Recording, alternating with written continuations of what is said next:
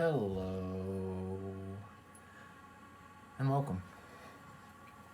How is everyone? Hopefully doing wonderful. My cat right now is not doing so wonderful. Well, I mean, that depends on how you see it, I guess.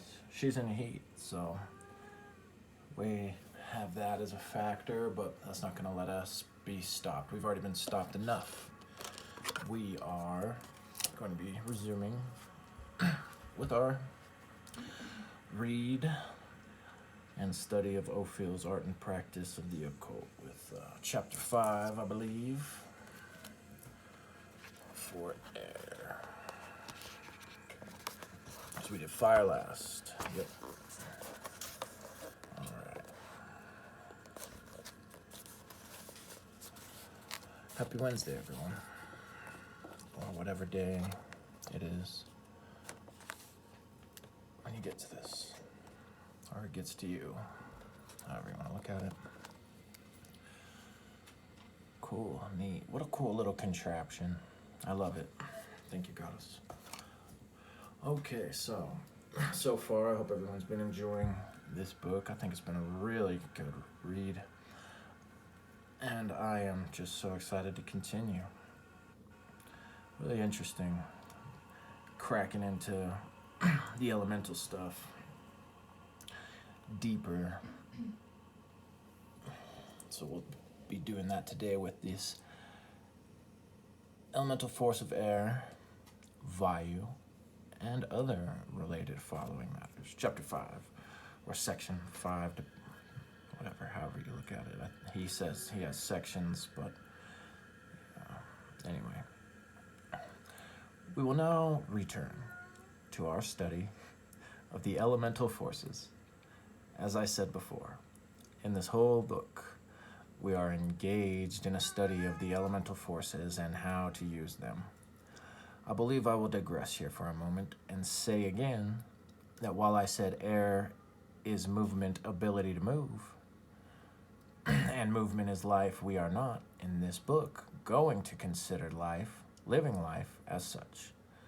Consideration of living life, such as we are, would introduce complications which I could never handle in a book like this. So we will consider only the forces that make up the physical plane world cosmos in which we exist, and leave the questions of our own personal life existence to another book.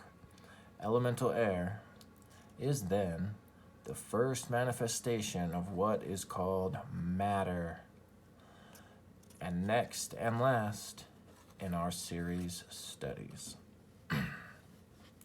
Make sure you're taking notes. If you happen to cross a copy of this and you want to highlight or underline in it, knock yourself out. Even though I know I already did a tiny bit, but I decided I think I'm not going to do that. And instead I'm just going to, make note of some of the things that I would be highlighting. Or in the PDFs, there's a really cool, come here baby.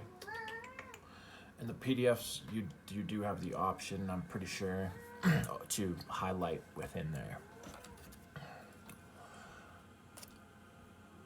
The symbol of the elemental force tattva of air is a circle colored blue, and the complementary color is orange.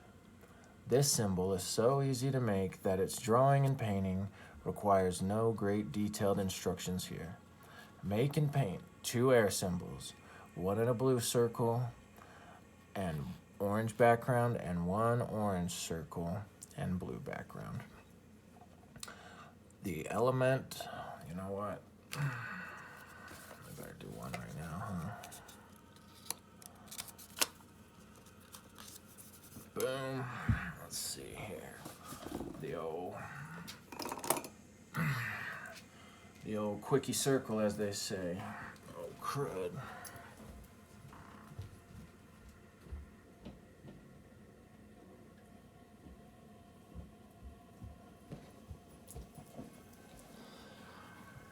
Alrighty, here we go. Quickie. Let's see, we gotta.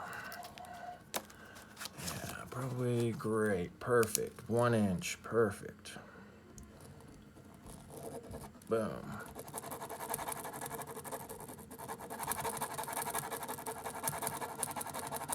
Don't color with pens, but this is what I have right here right now. Well, I mean, you can color with pens, but don't color with pens this way. This is not the appropriate way.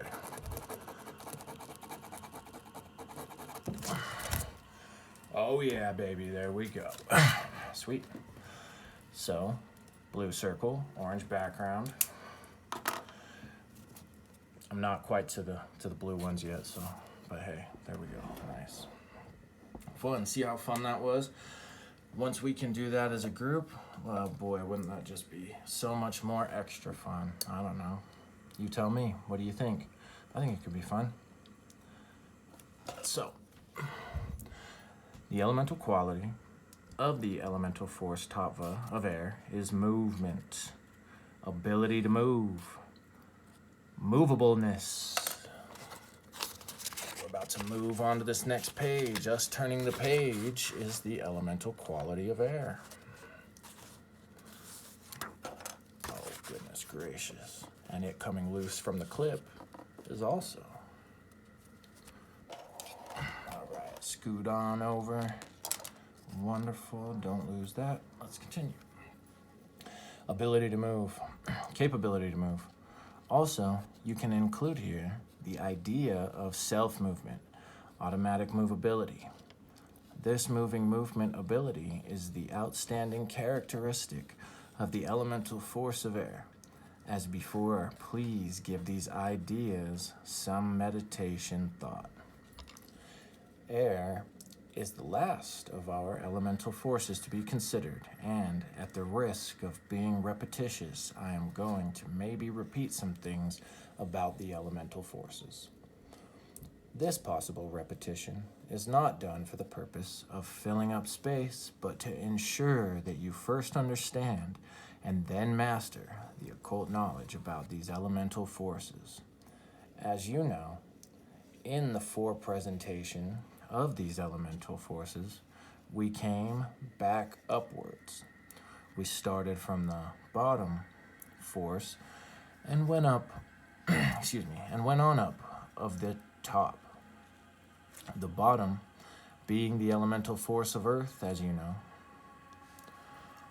All power, all caps, so Ophiel's real good. That's what is real nice, is Ophiel's real good about all capping some of the stuff that you probably should highlight if you weren't going to do it. He does us that favor, so. Quick drink. Quick something. All right. All the power that exists in this plane of consciousness is the power inherent in the elemental forces. There is nothing else on the physical earth plane except the power in and of the elemental forces. What do you think? One more time for the people in the back. All the power that exists in this plane of consciousness is the power inherent in the elemental forces. There is nothing else on the physical earth plane except the power in and of the elemental forces. Do you realize the fullest meaning of the above statement? I don't even fully realize it myself, but you ponder it and consider it. I love you, Ophiel. But you ponder it and consider it from every possible angle and absorb its fullest meanings. One thing the above means is that there is no possible way to cognize this physical world except through the five senses. You can also say that if you want to be dramatic, you are a prisoner of your five senses. And this is true.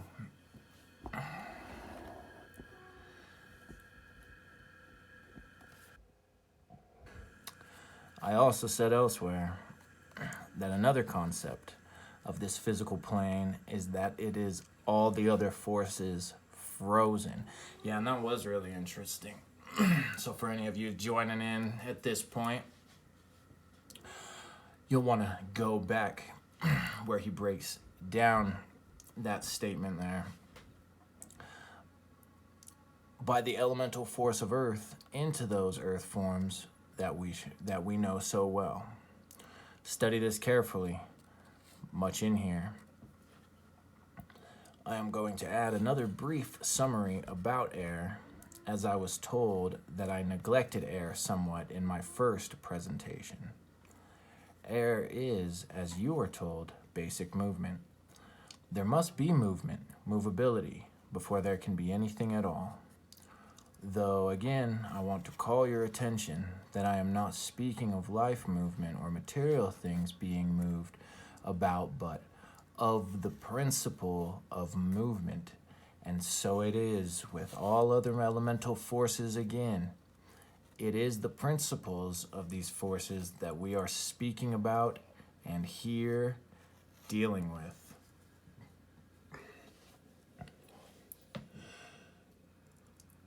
It is recorded in the book of Genesis that in the beginning God made a spoken movement which caused the face of the waters to move. To Kether, from beyond Kether, came some cause which made a movement, which movement made the waters of Hokmah to move.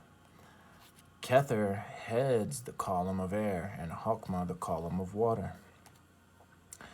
There must be the ability principle of movableness before there can be anything else to come or to follow. I mean, before there can be any type of physical world, before fire, expansion, water, condensation, earth, inertia, there must be movement.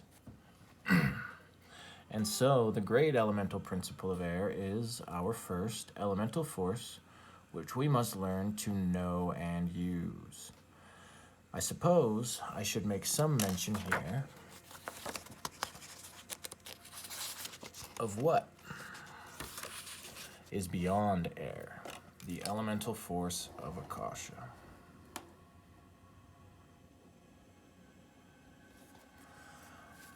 Not too much can be known or is known about Akasha.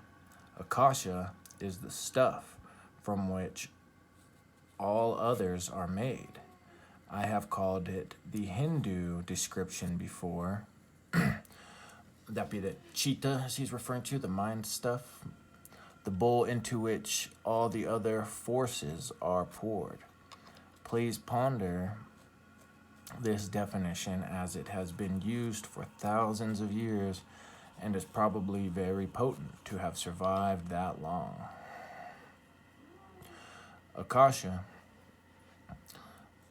then whatever it is, lies beyond Kether, beyond this physical cosmos.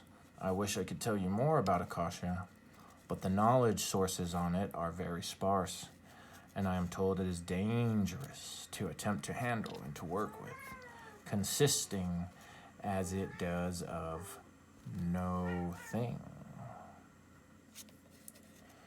One source book says that as the four elemental forces change into each other back and forth, Akasha exists in between each change, or comes into existence between each change. None of this is very clear to me, frankly, as working with the other, more practical, elemental forces seem to be productive of quicker results. I did no real work on Akasha. I may do some work on it in the future, and I will surely pass on all good results to all of you. So we will now return to our study of elemental air.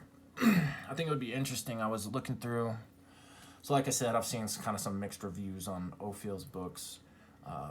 Personally, from what I've read, Trav read, all that, it's been really great. You know, maybe not every single thing is 100%, but it's, you know, all in all pretty good. You know, it's one of those things that if somebody new was coming into magic, you know, I know that I can pretty much hand them Ophiel's catalog, and they're gonna have a pretty solid, just from the stuff he wrote, they're gonna be pretty well on their way. But I would also tell them that to just stick with that probably isn't the move. However, the things I haven't read is kind of some of those vignettes where he had different papers and letters and stuff. I think all that type of stuff that was posted, but I'm sure that there's probably some hidden gems, hidden jewels in there. So, holler at me. Let me know if we should read through those a little bit here and there, sprinkling them in, especially because they are pretty quick. I mean, we could read, we could, whether we hop on a live or I just upload a quick 5-minute video of me reading through them. But if you think you would find that useful and appropriate, holler at me. Let's continue. Where was I? Right up top. So you read through that one. Akasha, then, whatever it is, lies beyond Kether. Beyond this physical cosmos. So it must be the three negative veils of existence is where Akasha resides. The Ein Sof, the Ein Sofar. I wish I could tell you more about Akasha, but the knowledge sources on it are very sparse. I'm told it is dangerous to attempt to handle and to work with, consisting as it does of no thing. Right, that's right, we read that one. And I think this one too. One source, screw it, we're just gonna go. One source book says that as the four elemental forces change into each other back and forth, Akasha exists in between each change, or comes into existence between each change. It's good we reread that. None of this is very clear to me, and frankly, as working with the other, more practical elemental forces seemed to be productive of quicker results, I did no real work on Akasha. I may do some work on it in the future, and will surely pass on all good results to all of you. So we will now return to our study of elemental air. Sorry, Trav, I'm critical of you. At times when you reread stuff, I'm like, you already read that, dude. Whatever, it happens, right? In reaching the elemental force of air in our studies, we have completed the quadruple set of elemental forces. We can now proceed to consider these forces in their relation to each other more fully and completely after we have considered considered air in our usual way. Please notice again that it is the quality of air and fire, water, and earth that we are considering and not the real air, fire, water, and earth. Right, qualities, he said already before, two principles. But we do and can deduce and learn from the study of the real forces what the hidden forces are like. And these hidden forces are the stuff from which our physical cosmos is built out of. Oh, okay, I see. I was confused earlier when I was pulling that cheetah with that. That would be I can't think of what the word is for that one. I know somebody will know. Let's see. The bricks, as it were, in the sense of thinking in the form of building bricks of a cosmos, air is the foundation material from which all others come from. We, following our accustomed manner of thinking, and with our ideas of heavy and light, would be most liable to regard the elemental force of earth as a foundation, whereas it is a result and not a cause.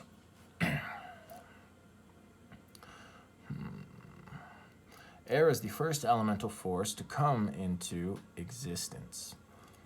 That is the first elemental force to come forth, as it were.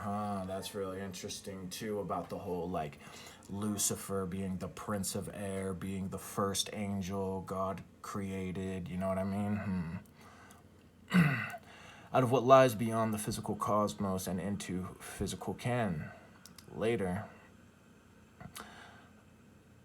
we may change and add to the above statement that air is the first after Akasha.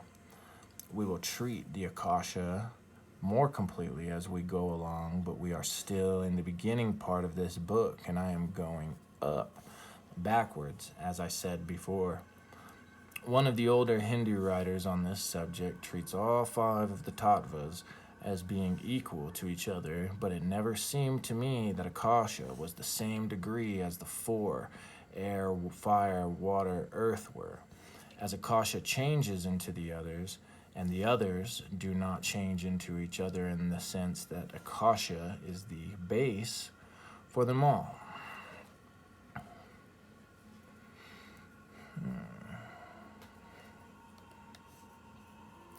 I have now introduced you to the 4 main elemental forces of the physical plane world and Akasha, which is not really of this world. The 4 tattvas and their different 5th tattva constitute the whole of the physical cosmos, and your understanding of them should help you out greatly.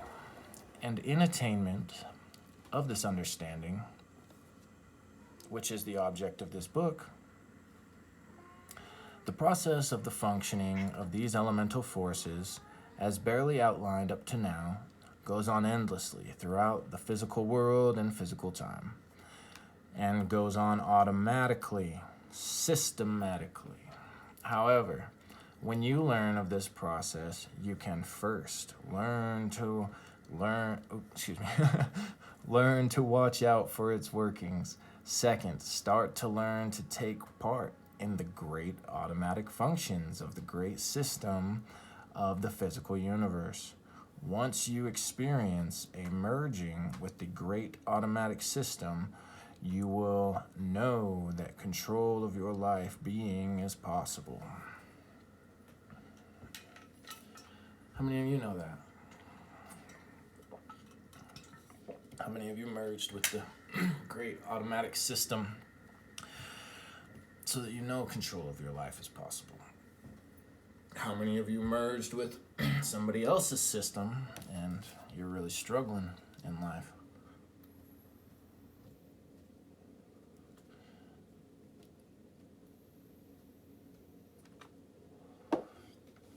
Merge with the system of vaping. Oh heavens, you don't want to do that one.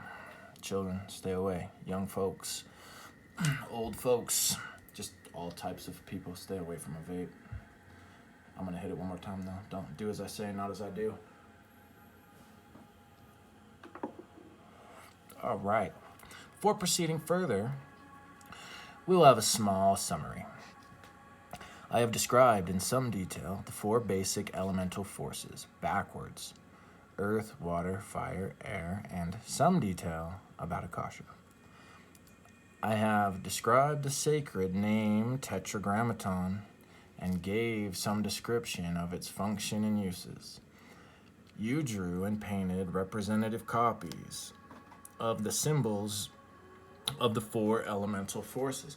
How many of you have done that? How many of you have done that? Anyone? Not me, so don't feel guilty if you haven't. I did this. Well, okay, so guess what? I did that one. I've done that one.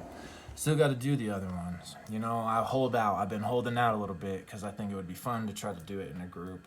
Not only fun, but advantageous, right? How many of us are bummed? How many of us are lonely? How many of us are always like, man, I wish I had people to hang out with who want to do things that are, I don't know, spiritually fulfilling, instead of things that are just temporarily physically fulfilling. You know what I mean? So I think that could be an opportunity for something like that. But we're getting close. I'm less than 10 subscribers away, and we're going to get there. And when the time comes, we're going to have all kinds of fun. It is important, though. He's not telling you to draw those up, to make those up. So if we don't do them as a group, whatever, take the time to do those things. Because, you know, it doesn't matter what of these books you read, they're going to be telling you, okay, here's this thing you do, now go do it. You know what I mean? They're not going to be like, oh, here's this thing we all do. Cool, now you know that. You guess what? You know that you know it. You've unlocked the great secret. No, so much of that comes from the doing. So when it tells you, when they tell you to do some of this stuff, do it. they're not going to, and they often won't tell you why, because a lot of that comes from the doing it part. You do it and you realize, oh, just like we're about to do it up with some more of this. Let's see, he said, pain, I'm wearing the tetragrammaton. Here we go. The Star of David was given to you, and you should have drawn and painted one and did some meditation on it.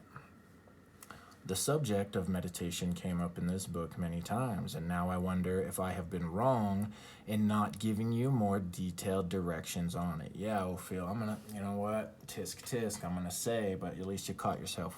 We got to it eventually. When I say meditate on this, I mean think about it. And that is about all I mean for now. There is much wild talk, semantic nonsense in the occult about willpower, concentration power, and desire, etc., in connection with meditation, but they all really don't mean very much. None of these things give any great magic powers in acquiring knowledge about a/any subject. They all help, but only as a means to an end, and not an end themselves, as one might think from the emphasis put on them. Yeah.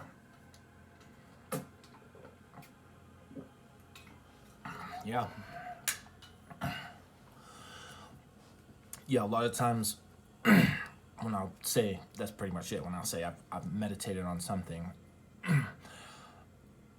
whether it's actually, sitting down in a certain, in whatever your asana is, and putting a very intentional focus, even slightly ritualistic type of meditation on it, or,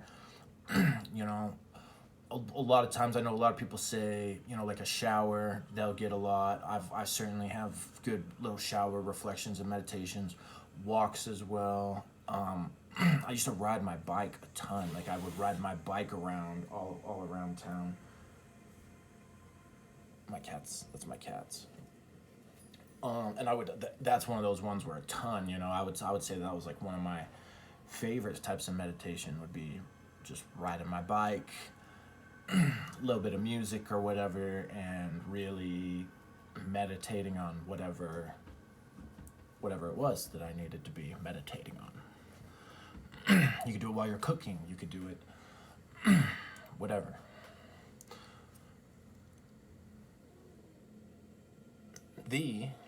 A simple way to meditate is just to think about the subject. Thanks, Ophiel. Of course, other thoughts will intrude, and then all the occult writers say to suppress. Oh, come here, baby. Come here. Don't do that. Come here. What's up, sweetheart? Okay. Where we at? There we are. They'll say to suppress these other thoughts. Well, that does not seem right to me. The object of the meditation work I give you is to gain working knowledge about a subject. This desired working knowledge does not come flying to you from outside you and hit you that way. No.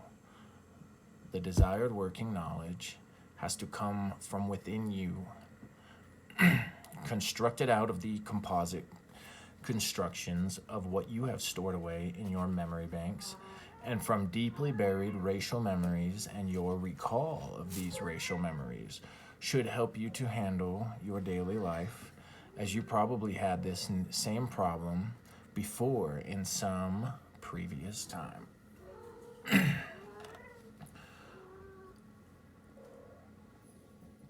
So they're both in the heat is the thing, but one of them's just a lot more loud and a little unpleasant about it, whereas the other one is still very vocal, but not quite so loud about it, but sometimes can be a little unpleasant too, because they'll just be up all over you. I ain't complaining. I love it. I love the kitty love. Okay, so yeah, what he's saying is, you meditate, and yeah, a lot of people teach you to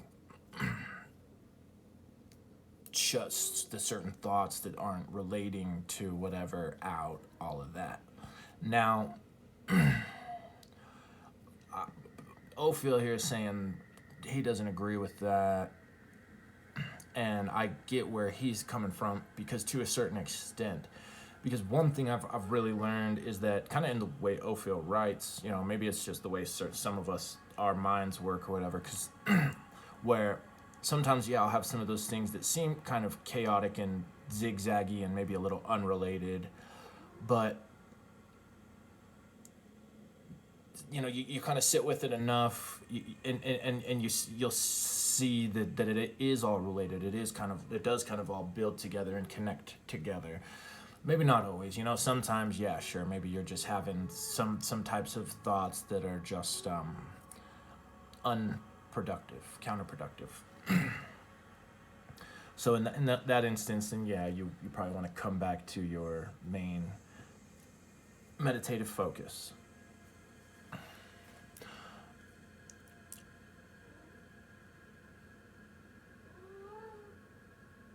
Okay, now there is another kind of knowledge, getting, and that getting is the acquiring of original knowledge. And this is not done through meditation, but through basic research and study assimilation, and then this knowledge becomes available through meditation. To go into this subject a little further, there is another word beside meditation that I use in these: knowledge, gettings, connections. And that word is contemplation. We will examine each of these words in turn and analyze their etymological origins. The root meanings of meditate suggests a middle state. Middle is an Anglo-Saxon word meaning in between two extremes. Now, when you go to meditate on some subject, that means that you are here, and the subject on of which you desire knowledge is there. And so, the knowledge-getting problem is for you to get together with the knowledge. So, simply speaking, by thinking of on the subject, you go to it, and it comes to you. You meet halfway and consolidate yourself with the desired knowledge wanted, and you and the knowledge become one. And this is the process and the meaning of the work, meditation. I think that's supposed to be word. Nothing much mysterious after all, to repeat for emphasis. The other word for a knowledge-getting process is contemplation. Contemplation seems to me to be slightly different than meditation, although the dictionary classifies them both together. Contemplation, by its very name, shows this difference. The word is composed of two other words, and considering them etymologically, again, I repeat, it is of greatest importance to your own occult studies that you should learn to examine the meanings of each word you use, especially words of which you have doubtful understanding as to their exact meanings. To do this, you must get yourself a large dictionary of the college-level type and use it. I assure you, a whole new world of occult will open up to you if you do this as I direct. Also, get yourself a permanent indexed notebook, and each time you look up a word, you write it down and put down some explanation of its origin and meaning. Right, so I talked about that a little bit.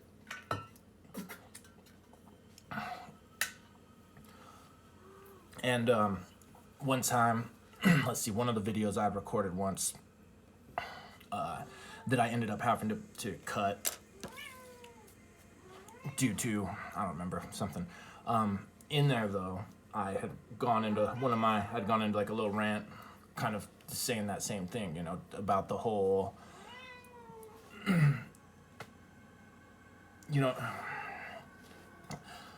the words are important, definitions of words are important, all of that, because as much as intent is important in magic, that's not the only factor. And so if you write up a spell and there's those words that are known as homonyms, they sound the same, have different meaning. So say maybe you end up with one of those words and a little spell you're trying to write up. Like, let's say break and break, B-R-A-K-E or B-R-E-A-K, right? Like, I wish this cat would put a break, like R-A-K-E, on her whining, on her screeching and hollering and hooting. But I get it, honey. You're hot and heavy. Anyway, rather than, I wish this cat would break, because then, break her vocal cord, perhaps, if you use that other break. And I don't want that. I don't want my cat to not ever be able to speak again. I just, kind of want her to settle down right now, especially while trying to do this. But hey, whatever. Great example, right? Because intent, another good example would be, you can go in your kitchen, right, and want to make a cake, and you could accidentally, you could grab cayenne pepper instead of cinnamon and throw that in your cake, and you're still going to definitely bake a cake with a spice in there and all of that, but it's probably not going to be the cake you were trying to get it, but it's still going to be a cake, I guess. So keep these things in mind. To help you understand the above better, I will here quote from the dictionary the meaning of the word etymological. The word comes from a Greek word, etymon, which means the literal sense of a word according to its origin. True, real, a primitive or root word.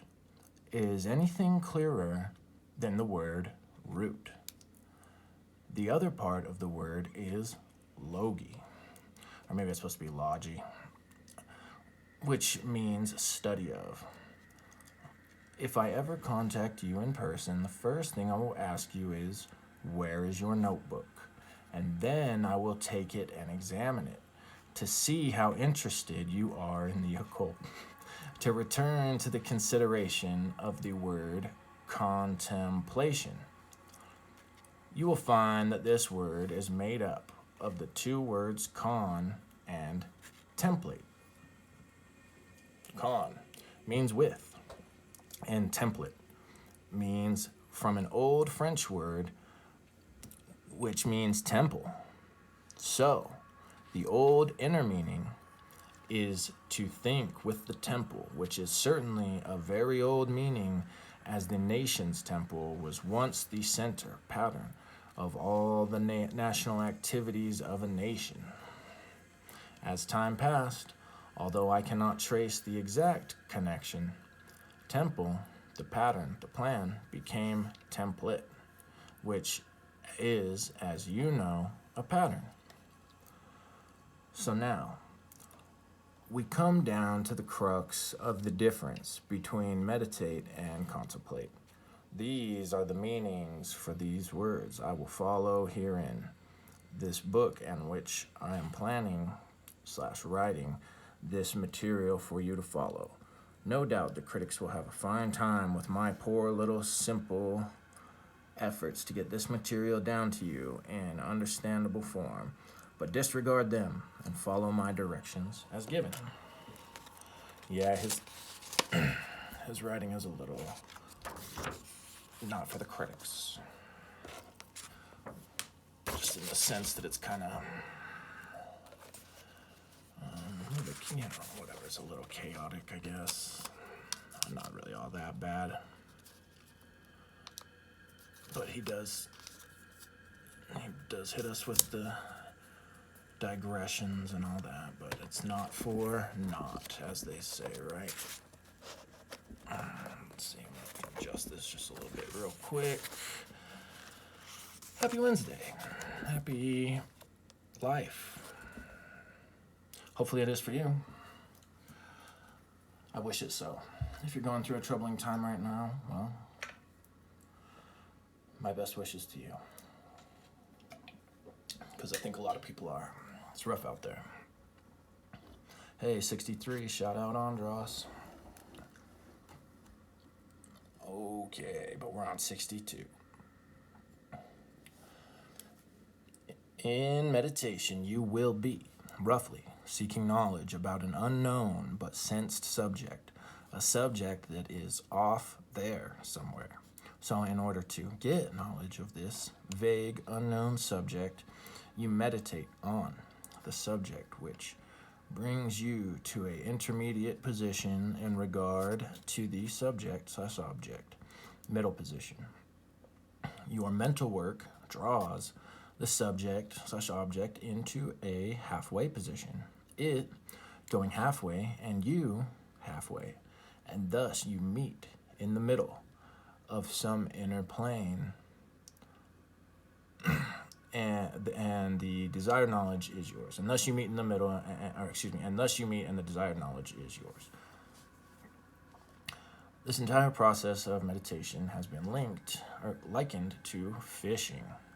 And one of the tools, a tarot card, number 16, is attached to a Hebrew letter named Zadi, which means fish hook. That tarot card, for those of you who aren't sure, is the star card. Though, for those of you who work with the Thoth deck and study into kind of what Crowley did with tarot, then you will know that that's one of those hidden things he found from meditation, and that, you know, he kind of got originally about Zadi not being the star. It's actually another card. It's one of those whole, I don't know, hidden things. It's one of those things that when you read about it too, you kind of got to reread a couple times. But anyhow, Zadi, which means fish hook. In meditation, you bait the hook with desire and throw it out into the inner void. And if you persist, the fish of the desired knowledge will take the bait, and you will hook it and draw the fish of knowledge to you and assimilate it. But contemplation, according to the work I am going to give you, is going to be altogether different. I told you a template was a pattern, a desirable pattern, a pattern which you want to acquire into your life, to be like unto. Therefore, your work will be to visualize the template pattern as exactly and as clearly/strongly as you can, and concentrate your thought on it. To cause your mind and being to become the shape and texture of the template pattern. The preceding two practices, meditation and contemplation, are to be read, studied, and when understood by you, to be practiced. I present them at this point just where we have completed our first preliminary presentation of the four elemental forces, and before we proceed farther.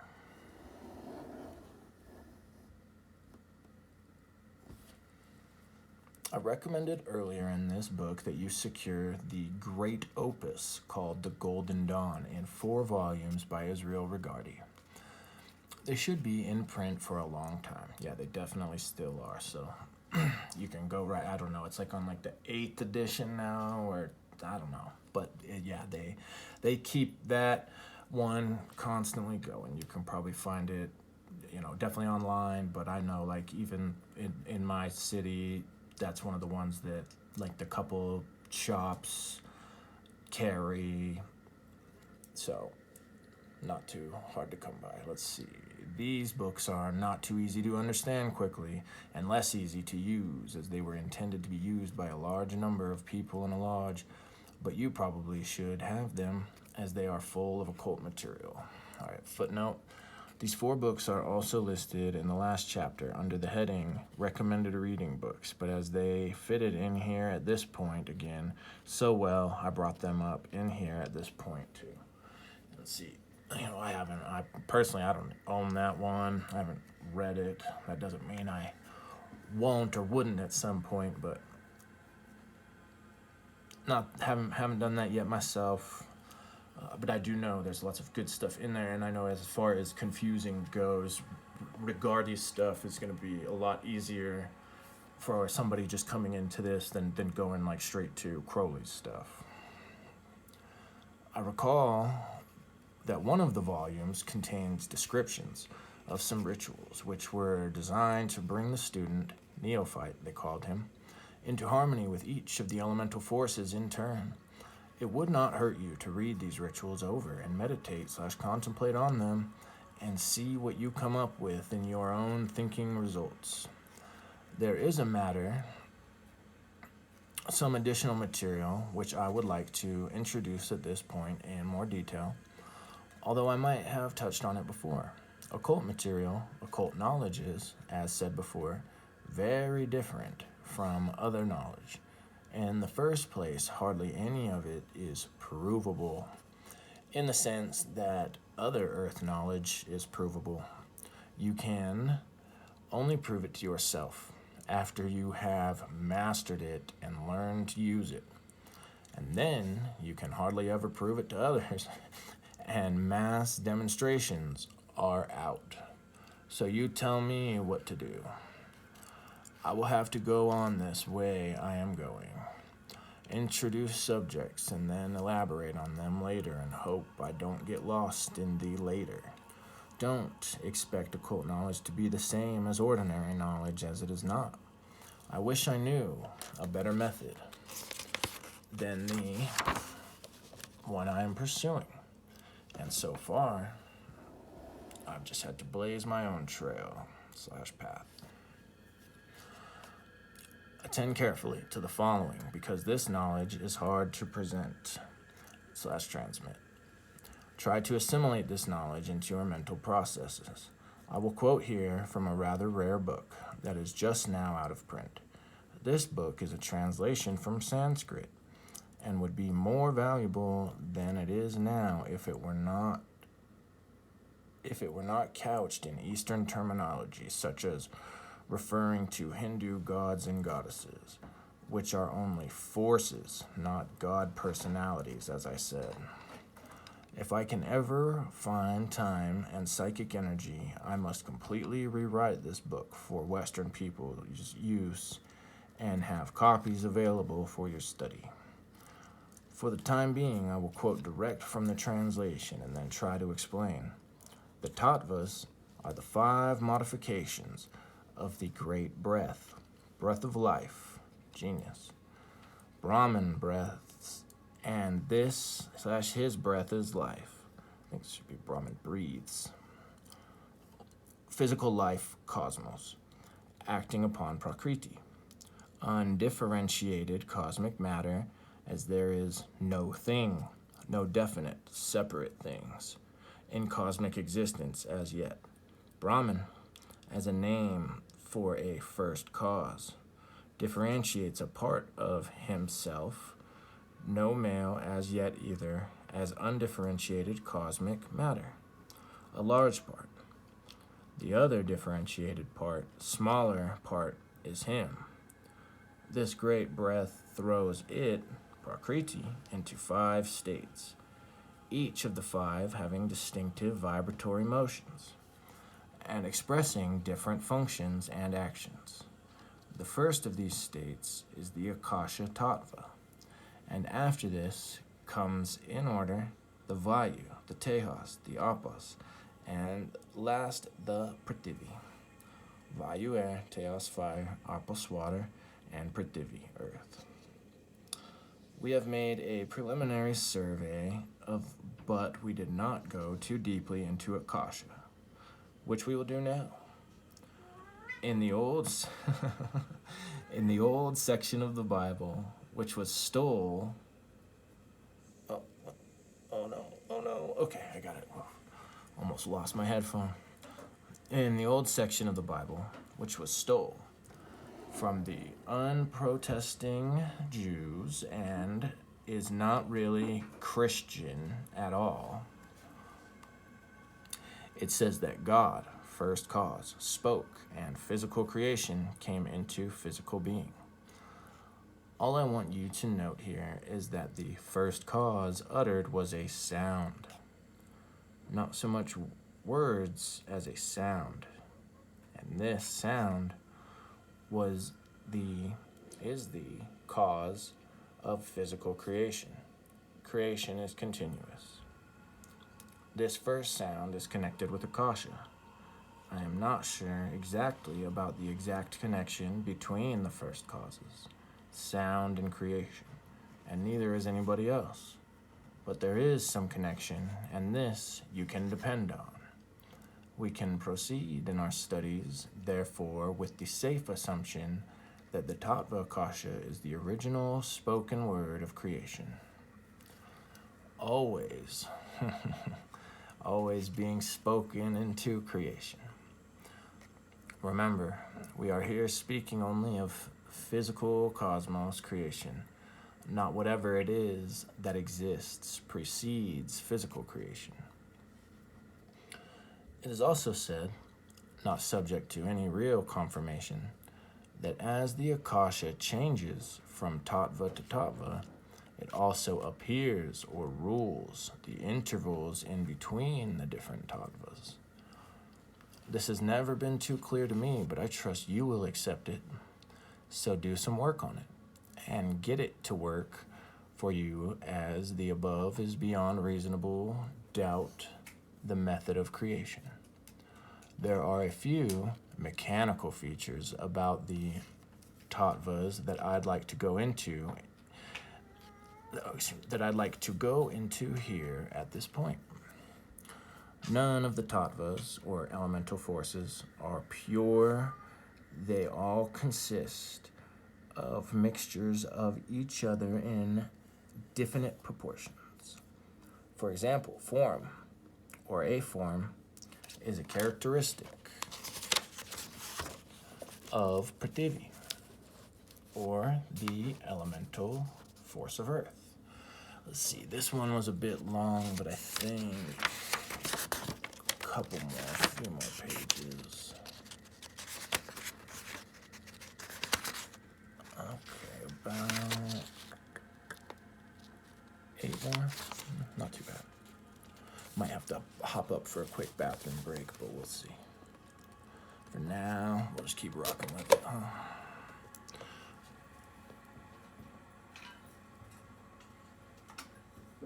Better take a little snack break, a little incense break. What kind of break are you gonna take? You can take whatever break you want. That's what's nice about pausing this instead of having the live stream, is you can go, there's no pressure. Sometimes pressure is what we like least in life. But it's important to remember the holiness that is pressure. All right, where we at? We're looking about 54 minutes. It's not too bad. A bit more. So this one will probably be the longest one thus far. Cool, tight. Look at me go, setting milestones. Wow, I'm gonna go grab the incense. I'll be right back.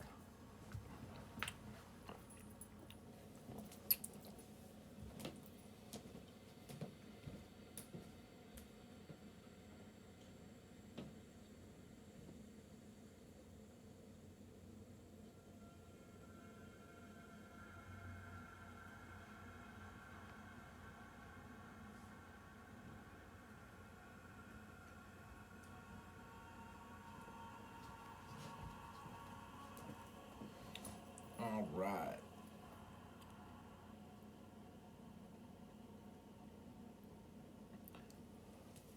Fabulous.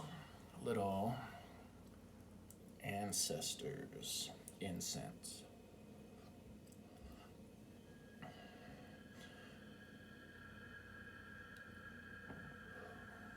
Been liking this one lately because it seems, I don't know about the rest of you, but it definitely seems like the ancestral stuff popping up a little extra heavy right now. Quick story. So recently went out of state, which isn't too far, but had to drive into a neighboring state where some ancestors used to live. My grandma and grandpa used to live up there. Well, granddad, they used to live up there. And I had heard in one of the towns that we had there's a graveyard that had a ton of our ancestors buried in it. So went up to check it out, but got up there and I had it wrong. I thought it was my granddad's family. So I'm looking around for those names, and I don't see them. And you know what's even funnier is as we pull up and I look down and I go, oh, hey, that name, that's from grandma's side, but I think I'm pretty sure they're in another graveyard. Well, yeah, it turns out it was them in there. And there, yeah, there's a bunch of them in there. So it was really cool, really interesting experience. Lots of children in that graveyard. Like, I don't know what's up with that. I don't know if they had like maybe an outbreak of sickness or something like that. But I was walking around. I don't know how many of you are familiar. You know, where they'll have like the small, kind of like the little headstones.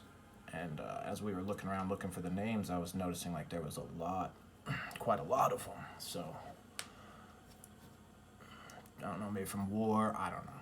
I'm gonna find out though. I'm gonna tell you that much, because it seems like the ancestors are eager to communicate. And that ends our story time. Let us resume with our elemental reading, because we still got some more reading to go. Holy smokes! All right. For another example, flame, or the elemental force of fire, certainly has no solid form, but it has a form of sorts. You can see it as it wavers. Therefore, what form of flame has is due to the tattva, earth in the tattva fire. Right. So what? That's the princess or the page of wands, huh? Because that's earth in the fire. The same idea is true of the elemental force of water. Water has some definite form to it. It takes the form of whatever it is poured into.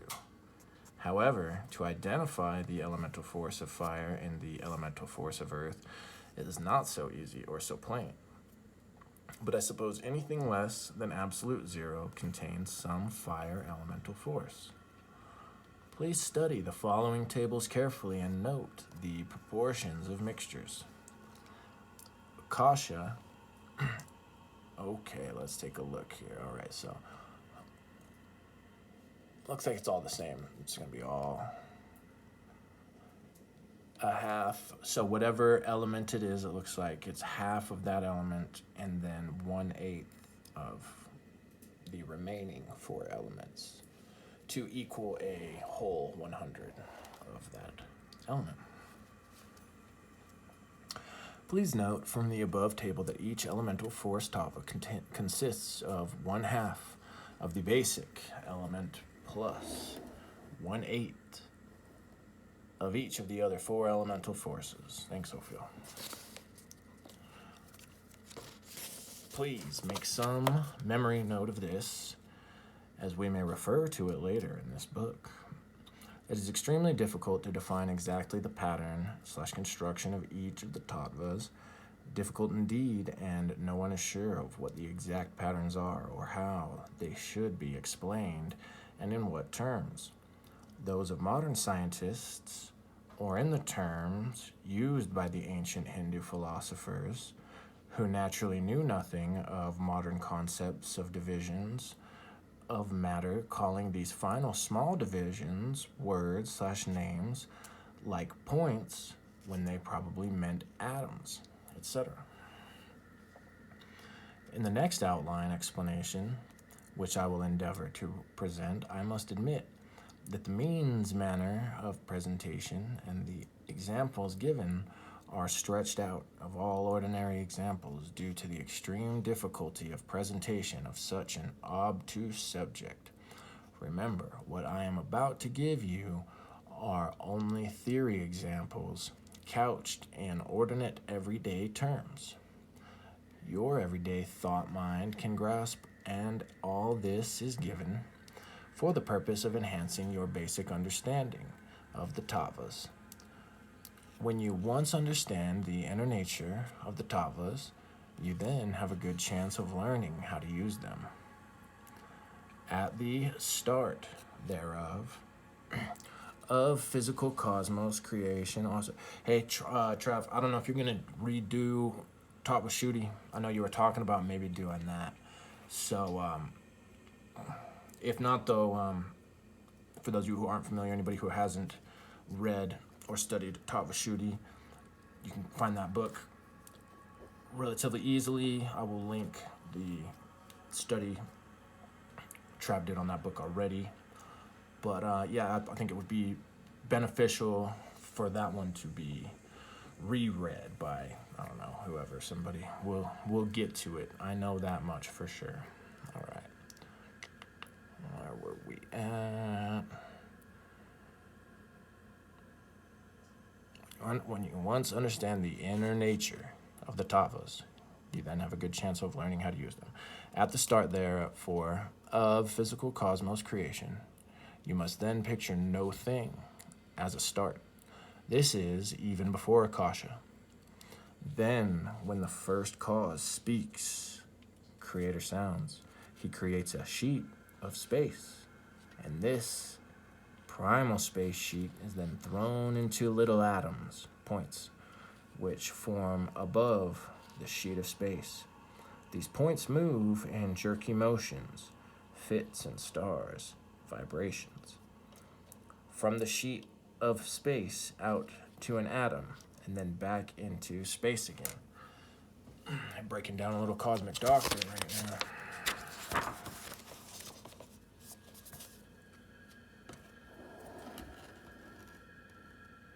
All right. When the point leaves the sheet of space, no thingness, and becomes an atom, the atoms, as yet only atoms, are the first physical matter Akasha, and they go back and forth, fits and starts, between atoms and the sheet of space. So, at this point, Akasha is not yet matter. It is only when Akasha points/atoms take on the next movement that they become one of the real elemental forces that make up matter as we know it. And you can picture this process as continuous.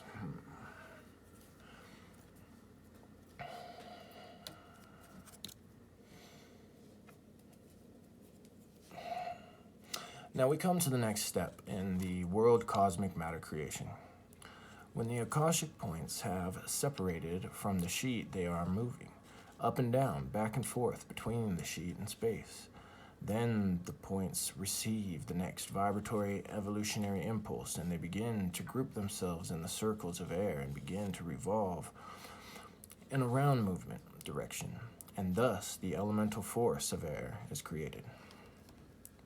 The next elemental force to come into being is the elemental force of fire. The creative impulse, having been given now, continues, and the round elemental air forces continue to turn and gain speed, faster and faster. This faster and faster turning causes heat, which causes the air atoms molecules to expand, and thus they change into the next elemental force of fire. The round molecule of air expands at 3 points, and hence the triangle shape of/for the elemental force of fire. The creative impulse continuing, the elemental force of fire expands to some set points and then begins to collapse and change into the elemental force of water, and that further into the elemental force of earth.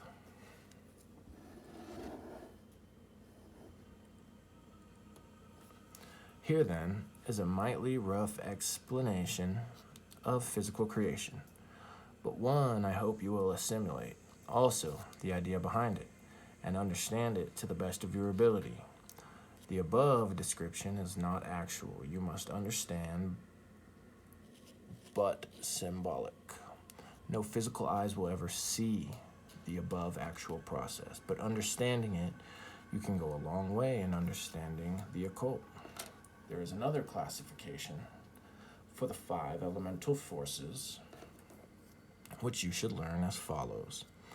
Akasha equals sound equals hearing. Air equals touch equals feeling. Water equals sight, fire equals sight equals seeing. Water equals taste equals tasting. Earth equals odor equals smelling. As Dion Fortune says somewhere in one of her books, a person would have to be dull indeed not to recognize that the 5 elemental forces correspond to your 5 senses. Uh-oh. Stop and consider for a moment. Again, is there any way you can cognize your physical plane world in any other way than through a sense or all 5 senses? What do you make of this fact? Please meditate on it. Right. Because if I can't taste these delicious, sour, sugary snacks, if I can't feel them, smell them, I mean, you can't really hear them. I'm sure you could hear them under the right conditions.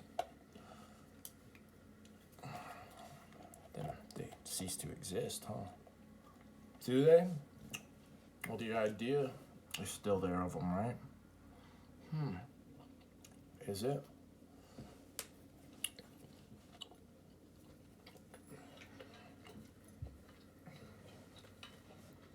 What kind of ideas are still there for you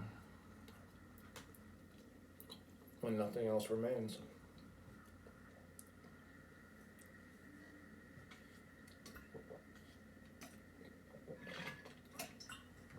Okie doke.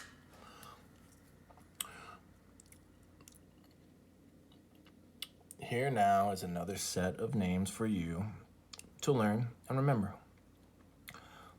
Not much real information was given out to me or through me about the following names for the tattvas, but I gather that these names have some connection with the invoking of these forces in later, more advanced work.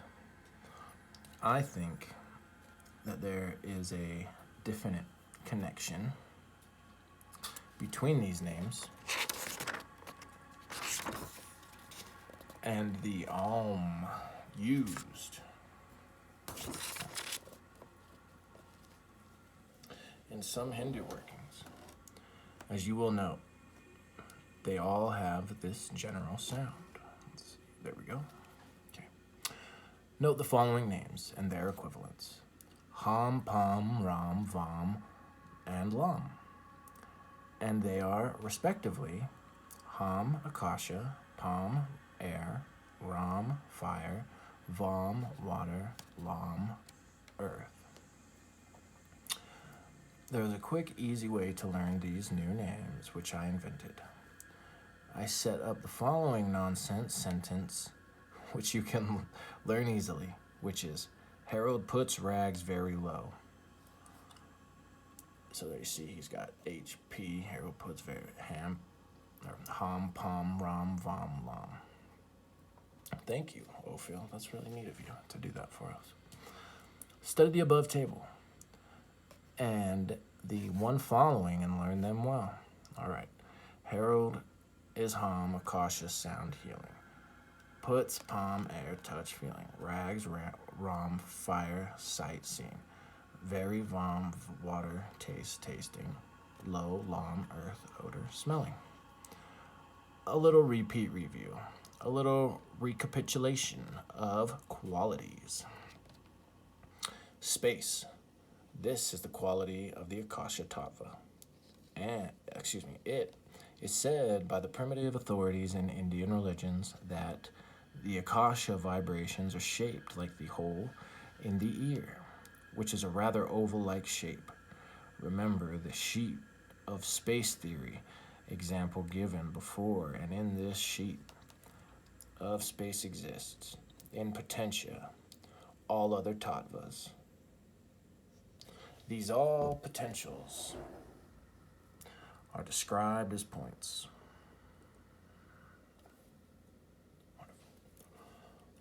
That you can visualize as popping out of the sheet space. When they pop out and up or down, they then become atoms in our modern terminology. Now note that the spaces between the atoms then become room for movement, or as the older word is, locomotion. Locomotion. This is the quality of the Vayu, air tattva. Physical air molecules have a curious tendency. They move away from each other as far as possible. All gases do. Do not confuse this movement, locomotion, with expansion. We have heretofore been visualizing and drawing tattva symbols in 2 dimensions only. At this time, I find myself visualizing these tattva symbols in 3 dimensions, and I might find it necessary. Let's see.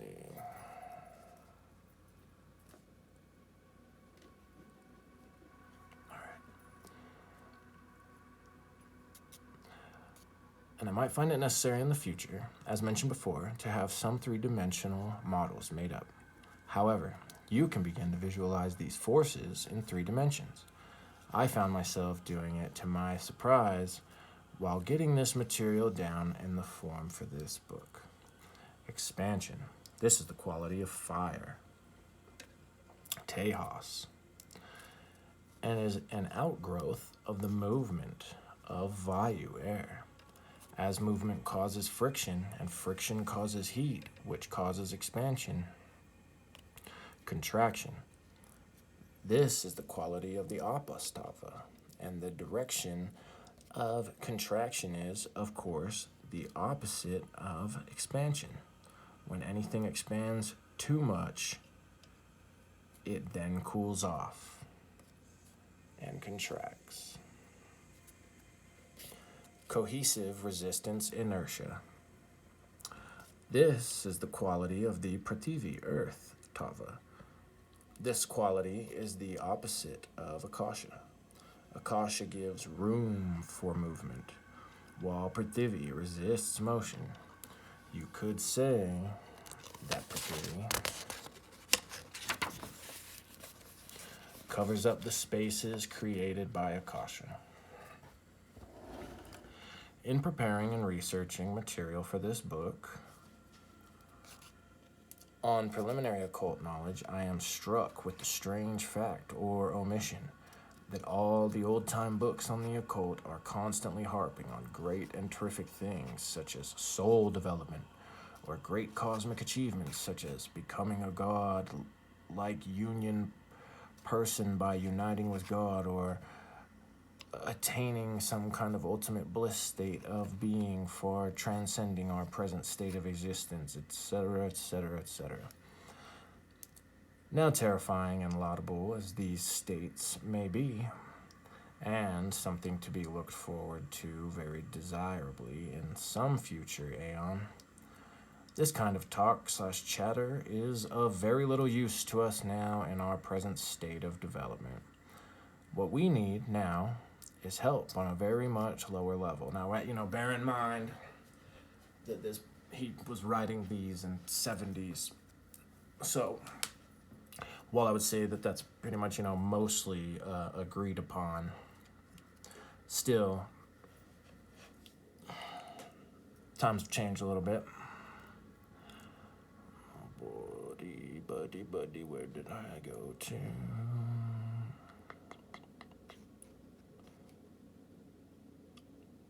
Very little use. There we go. What we need now is help on a very much lower level. And I find this kind of help never mentioned or offered anywhere at all. In fact, practical Lower order help is regarded more by omission than commission in occult teachings as something of the devil and not fit for divine consideration. Apparently, we can go to hell on the lower planes for all the higher beings care. For example, one of us lower types persons loses or has stolen some valuable object. Well, what we need for this situation is not divine union, but a good, big, practical jolt of lower witchcraft type magic that the valuable object may be recovered and the thief punished. Instead of this, however, the kind of help we are likely to get from some master is that the subject is too low for the use of his powers. I regret, too, that I cannot offer you much along this lower line either. The facts are that the physical plane is as much a separate plane as is the highest spiritual plane. And the laws governing the physical plane are as rigid and unyielding as the highest spiritual plane, spiritual soul union plane ever was. And the laws of the higher planes do not govern or operate on the lowest physical plane. Oh, there are some tricks that can be done, and you can develop these tricks yourself. For example, many years ago, I had $300 stolen from me. The circumstances were peculiar in that the money could have been stolen by any one of 8 different people. And I accused one of these persons specifically and became on bad terms with him. However, contemplated meditation finally revealed to me, and could to you too, the one who did the stealing, and I am sure of it now. When I got around to seeing and confronting him with the theft, I found he had died of natural causes some time before. One of the solutions to the control of physical plane matter is the law of precaution. These and other like types are the types of physical plane laws that are your protection here. Precaution and pre-thinking, and these probably have to do with your lessons to be learned on this plane, which have to be learned, which is poor comfort to us. Poor comfort for us. Yeah, ain't that the truth? I guess this place is as good a place as any to introduce you to one of the books that are required reading on your part. For this book's understanding and its suggestive development work. Now, when I say something like the above, I am not doing it just to make marks on the paper. I mean for you to get these books and read them. If you want to get ahead in the occult, to make progress in the occult arts. Also, as said before, at the end of this book will be a list of books which I will give as recommended necessary reading. Everyone book will be vital in some respect. A little bit of typo was going on in here. This probably should be every one of these books, or, it's all right. We get the gist. Wahoo! Okay, so here we are. Last page. Nice, quick, easy peasy. Here we go. So I'm calling your attention to a book that you should have. This book is named The Classic Myths by Charles Mills Gailey, who was a professor of the classics at the University of California for many years. When you get your copy of this book, I want you to read and ponder the story myths of Prometheus and of his brother, Epimetheus.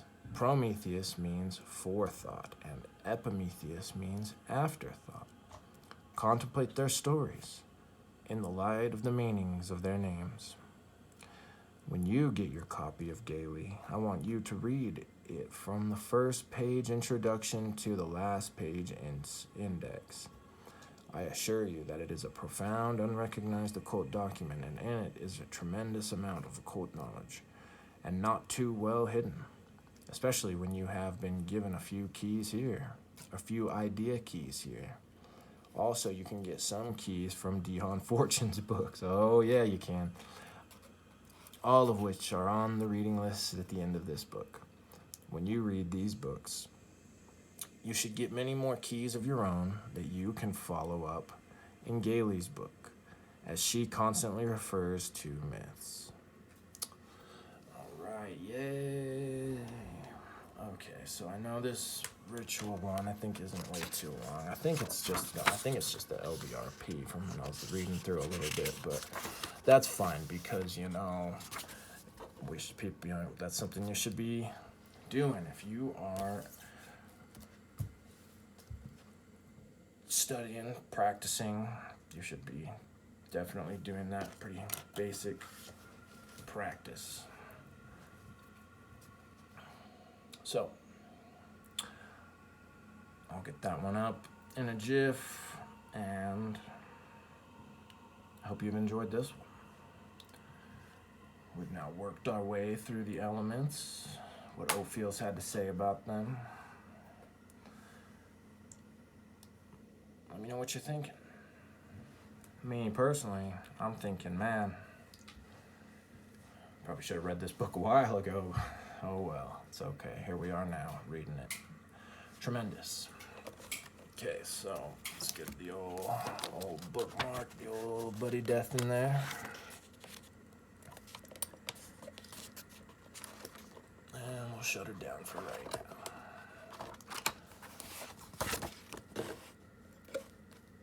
Okay. This has been your dear friend, Jay Balthell. I love you so much. Thank you for being here. It's a blessing to have your company for studying these fun subjects, practicing them. Until next time, much love. Bye.